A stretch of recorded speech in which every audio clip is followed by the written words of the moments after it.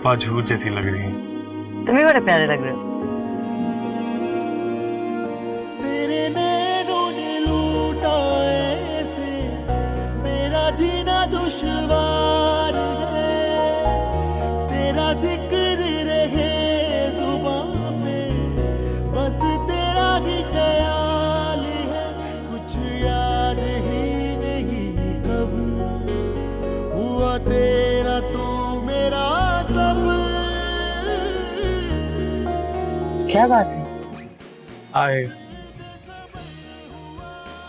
Love you.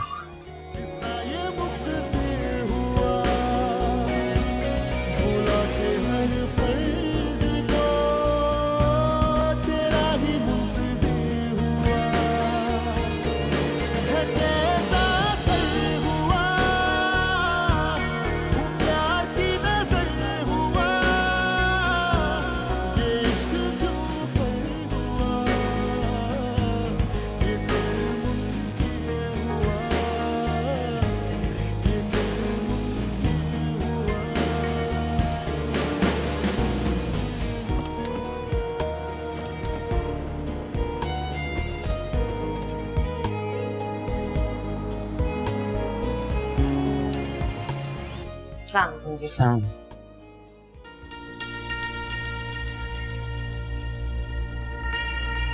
क्यों अंजू ये thank you. Welcome.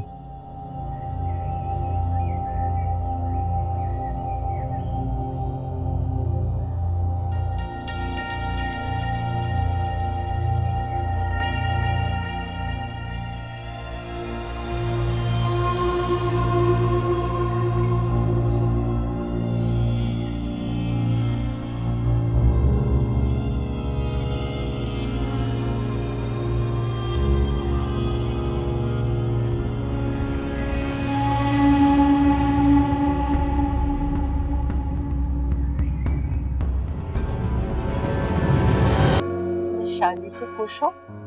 जी। मैंने पूछा तुम खुश हो कि नहीं।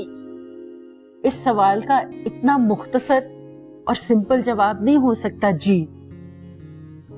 आई एम होपिंग कि मैं खुश रहूंगी।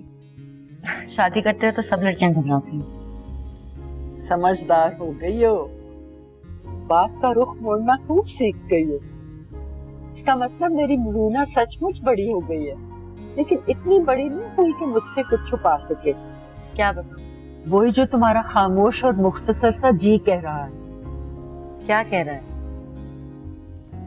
मुझे पता नहीं क्यों ऐसा लगता है जैसे हमारी जिंदगी में कोई और है और तुम शादी किसी और से कर रही हो।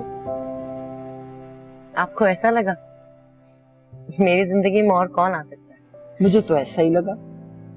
ऐसी कोई बात नहीं, और अगर ऐसी बात होती तो मैं आपको जरूर बताती, क्योंकि आपसे कुछ भी छुपाने की कोशिश नहीं करती हूँ। इसके बावजूद तुमने बहुत सी बातें मुझसे छुपाई हैं।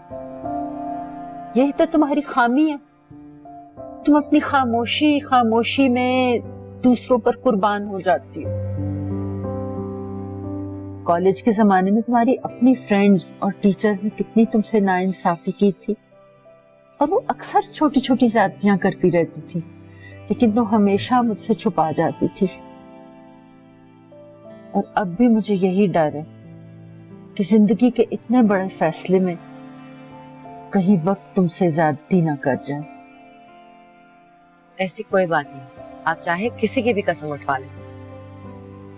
कभी कभी ऐसा होता है रूना कि हमारी जिंदगी में किसी की बहुत अहमियत होती है, लेकिन उसकी अहमियत से हम अनजान रहते हैं, और वो हमारे अनजान रहने की वजह से खफा हो जाता है और कहीं दूर चला जाता है, रूठ जाता है। और उसके चले जाने के बाद हमें एहसास होता है कि उसकी क्या अहमियत थी हमारी जिंदगी में। उसके चले जाने के बाद एहसास होता है कितना खला पैदा हो गया। But by that time it's too late. बहुत देर हो चुकी होती है।